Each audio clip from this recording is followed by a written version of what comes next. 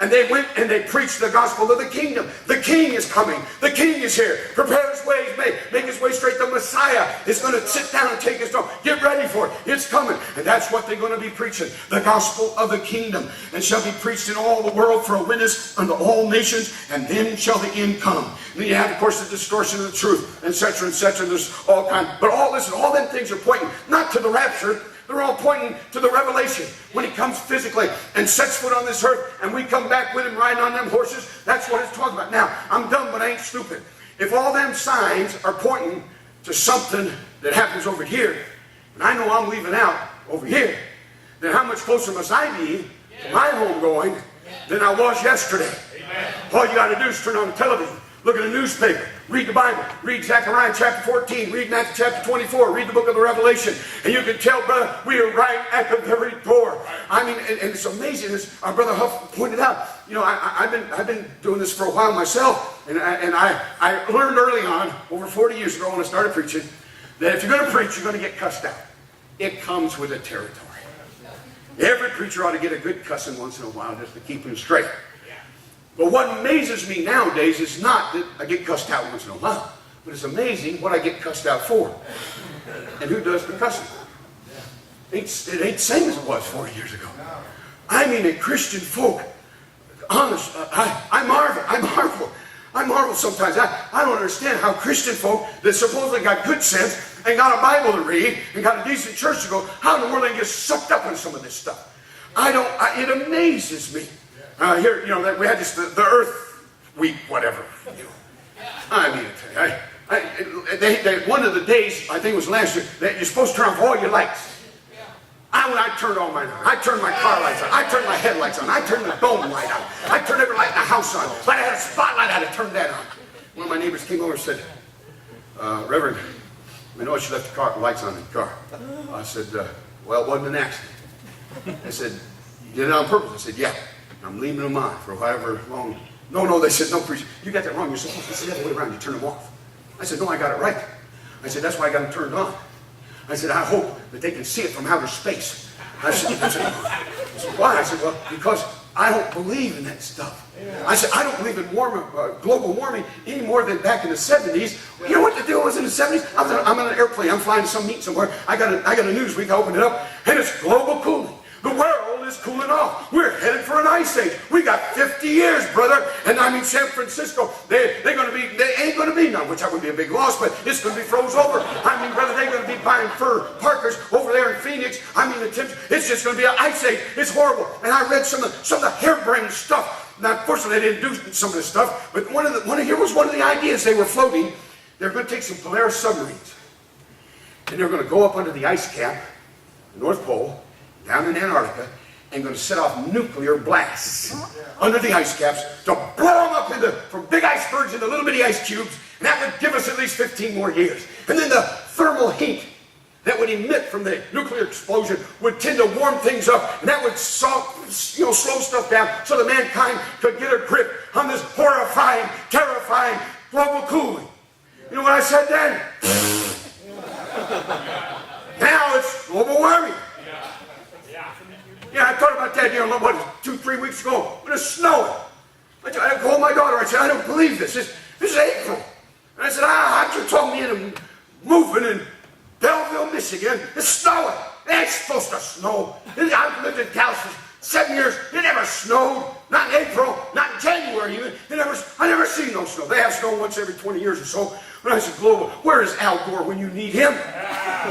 These people are a bunch of fools. And Christian folks, there's preachers that swallow that stuff. And it's amazing to me. You have unnatural affections and things.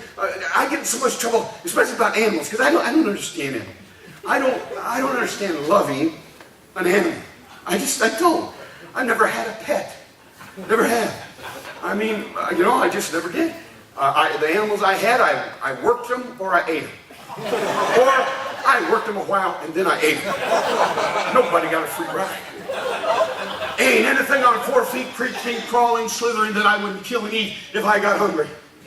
That includes your mutt. I mean, dog is pretty good. I've eaten at least a dozen dogs in my lifetime in my travels. It's a whole lot better than camel tongue and lizard. I prefer dog over that. But I said, I was somewhere. My favorite TV channel, my favorite one. I love the Animal Kingdom. Oh, that's my favorite channel. For two reasons. Number one, because I hate nature. And I love to see them lions out there in the Serengeti. And they're sneaking up on them little gazelles. Them little gazelles, they ain't bothering nobody. They're just out there eating grass, doing what they do. Here comes their lion. They don't know, man. They're getting cornered up. But there's a guy there taking the pictures. I wonder what is this guy? I would say, no, gazelles, run! But the cameraman doesn't want to get involved. And they're watching it. And they finally corner one, and then boom, they jump out there. That poor gazelle, he doesn't have a chance. He doesn't have a chance. I mean, the lions work together, and they'll corner him in, and then finally one of them jumps out, and gives him by that. And the thing's flopping on the ground, kicking his feet and everything. No one jumps on, gets him, grabs him in the hind quarter, bites down on him, pulls a chunk in, blood's all over the place. That is nature. That's real nature. I love it. I just like it. That and hockey, there ain't much better than that. Or you get, I like Animal ER, man. That's my favorite show of all time. I love it. Because number one, like I said, I don't like nature. Number two, for comedic relief, I watch Animal ER. I was over this one, and they had this mutt. You know, I was 14 years old. Yes, he's 90 years old, you know, human years. But he's in there getting some kind of liver transplant, heart transplant, some kind of deal. But he's in there. They got this operating. All things go beep, beep, beep, beep. The little thing on the scope, beep, beep. And they got this scalpel, syringe, sponge. They're working on this poor mutt. The thing's 90 years old. Let it die. $20,000. But then the amazing, they shift the focus, see, and they jump over into the waiting room, and here's the family. And they're in there.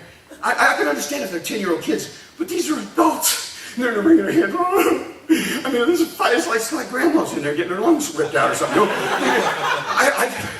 And then they go back into the operating. And blip, blip, blip, blip, blip. And I was like, beep. And the nurse says, she rips off her mask. We're losing it. She pulls out, gets that dog by the nose and out. Mouth to snout resuscitation. Man, I'm telling you, that's my wife. She ain't getting smooched no more when she gets home, brother. Ain't no way that one's gonna get smooched where I'm concerned at.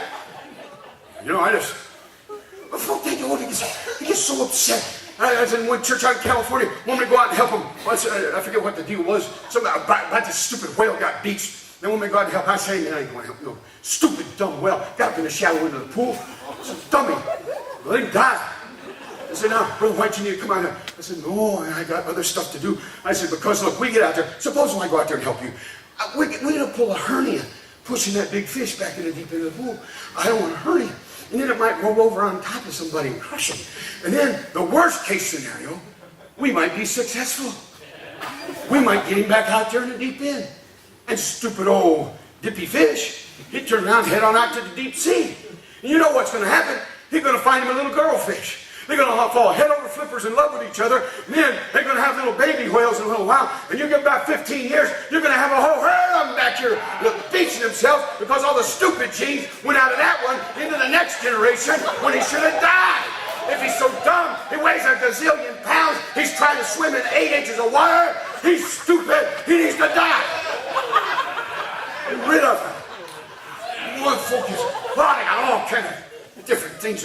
I could go on now. I can't go on now because I don't have the time. I got a long way to drive too. But I'm telling you what, folks just they get so. It's one night I got to tell this one. I want to hear this myself. I was preaching. I was talking about abortion. You know how horrible and terrible it was.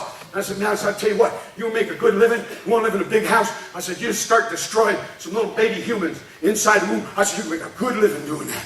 You can buy you a big house on the hill. I said, you want to go to jail? I said, sneak up into an eagle's nest and kill that little unborn baby. And they will jack the jail up and throw you under. And I simply said, something's wrong, something's desperately wrong with a system like that. Something's wrong, and you don't have to be a rocket scientist to know that's something wrong. It's not right. Boy, after the service, man, I mean, because I told him, I get so fed up with this stuff. I said, I've taken a vow from God. I've taken a vow from God, Pastor. I told God, I said, Lord, if you allow me, so I'm going to go out, I'm going to find the last spotted owl on this earth, because at that time it was spotted owl they're talking about. I said, I'm going to find him, and I am going to kill him.